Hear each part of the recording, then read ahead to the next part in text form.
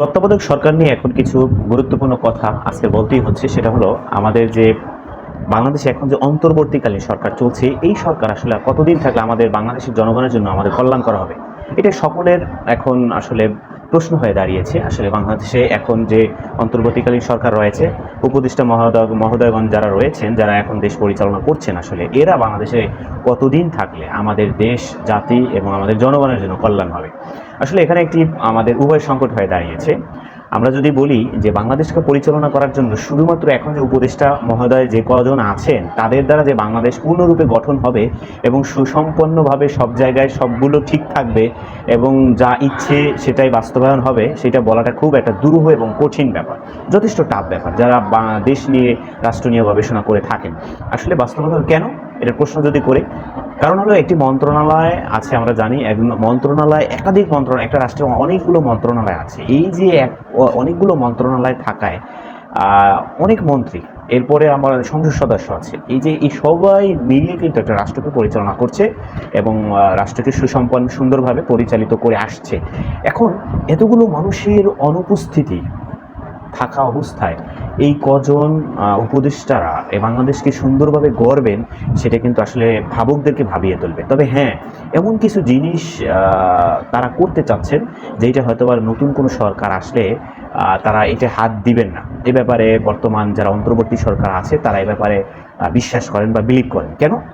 কারণ হলো বাংলাদেশের রাজনীতি যুদ্ধ পরবর্তী সময় ও ৭১-এর পরবর্তী সময় থেকেই আমরা যতবার ক্ষমতার পালাবদল দেখেছি, তারা দেখা যাচ্ছে যে তাদের মতো করেই সেই পুরনো নিয়মেই একটা সহিংস রাজনীতির দিকেই তারা যান এবং নিজেদের স্বার্থ চরিতার্থ করার জন্য, নিজেদের স্বার্থ সিদ্ধির করার লক্ষ্যেই মূলত তারা কাজ করে যাচ্ছেন এবং দেশকে সেভাবেই পরিচালনা করে আসছেন। যদিও গণতন্ত্রের কথা, মানবতার কথা, দেশপ্রেমের কথা, এগুলোর বুলিগুলো আউড়িয়ে আসছেন, বাট আসলে জনগণ কিন্তু প্রকৃত স্বাধীনতার প্রকৃত স্বাদ অনুভব করছে না, ন্যায্যতা, এরপরে আসলে একটা দেশের একজন নাগরিক হিসেবে যে যতগুলো ফ্যাসিলিটি সেগুলো পাচ্ছে না, দুর্নীতি, দুঃশাসন, সেগুলো ঠিকই আবার নতুন সরকার প্রতিশ্রুতিবদ্ধ হলেও দেখা যাচ্ছে আবার সেগুলোর সাধারণ মানুষ সেগুলোর মধ্যে পড়ে যাচ্ছে।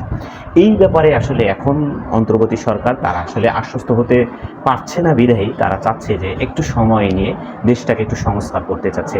আর এই সংস্কারের পক্ষেও কিন্তু বাংলাদেশের জনগণ রায় দিয়েছেন এবং অভিমত ব্যক্ত করছেন। এখন প্রশ্ন দাঁড়ায় যে কতদিন থাকলে এই সংস্কারটা আসলে হবে। এখানে কিন্তু জটিল একটা সমীকরণ এবং এটা উভয় সংকট এই জন্যই যে আমরা যদি বলি যে এই অন্তর্বর্তী সরকার যদি দীর্ঘদিন থাকে, তাহলে আমরা বলবো যে বিশেষ করে আমার ক্ষুদ্র দৃষ্টিতে বা আমার গবেষণায় আসছে, সেটা হলো দীর্ঘদিন যদি থাকে তাহলে দেশের কল্যাণের চেয়ে অনেকগুলো অকল্যাণ আমাদের সামনে এসে দাঁড়াবে, যেটা এটা ভাবতেই হবে। কারণ হলো যে আমরা যদি বলি সেটা হলো এই যে এত মন্ত্রণালয়, একজন মানুষ, আমরা দেখতে পাচ্ছি এখন একজন সমন্বয়ক বা একজন যারা আছেন তারা একজন মানুষের অনেকগুলো মন্ত্রণালয় তাদের কাঁধে চেপে বসেছে। তাহলে কীভাবে হ্যান্ডেল করবে কেউ? দেখা যাচ্ছে যোগাযোগ মন্ত্রণালয়ের মধ্যে থাকলে সেখানে সে আরেকটা পাচ্ছে, এত বৃহৎ পরিসরে যোগাযোগ সে কীভাবে উন্নয়ন সাধন করবে? এটা সম্ভব নয়। তবে হ্যাঁ, এইটা অনুরোধ থাকতে পারে যে অন্তর্বর্তী সরকারের কাছে, যে সেটা হলো তারা গুরুত্বপূর্ণ ভাইটাল কিছু জিনিস আছে যেটা জনগণের জন্য, রাষ্ট্রের জন্য সহজে সরকাররা পরিবর্তন করবে না, নিজেদের স্বার্থের দিকে তাকিয়ে এই সব জিনিসগুলো খুব ইমিডিয়েট এবং কুইকলি এগুলোকে পরিবর্তন করে তাৎক্ষণিকভাবে একটা নির্বাচনের একটা অবস্থা বা পরিস্থিতি দাঁড় করানো উচিত, যেটা জনগণের জন্য কল্যাণ হয়। যদি তারা এটা করতে পারে তাহলে এইটার মধ্যেই কল্যাণ হবে। আর এখনকার সময়ে আমরা যদি বলি, আরেকটু বিশ্লেষণ করি, আসলে আমরা যদি একটু গবেষণা করে দেখেছি, যেটা হলো আমাদের বিএনপি তারা চাচ্ছে খুব তাৎক্ষণিকভাবেই আসলে এদেশে নির্বাচন হোক, এটা তারা চায়। চাওয়ার কারণও আছে। আর যারা অন্য দল আছে, বিশেষ করে ইসলামিক যে দলগুলো, তারা চাচ্ছে একটু দেরিতে হলেও সমস্যা নেই। কারণ ইসলামিক দলের ভিতরে বিশেষ করে আমরা যাদেরকে দেখতে পাচ্ছি, জামায়াত ইসলামী বলি, ইসলামী আন্দোলন বাংলাদেশ বলি, বা এছাড়াও যারা আছেন তারা কিন্তু যেমন জামাত একেবারে বলবো যে দীর্ঘদিনের তারা ভাঙাচোরা, তাদের বিধ্বংসী একটা পরিস্থিতির মুখোমুখি হয়ে তাদের সব কিছু এলোমেলো হয়ে গেছে, এটা সাজাতে একটু সময় নেবে। এজন্য হয়তো বা তারা চাইবে একটু দেরিতে হোক, এটাই স্বাভাবিক যারা দেশ এবং রাজনীতি নিয়ে গবেষণা করে থাকেন।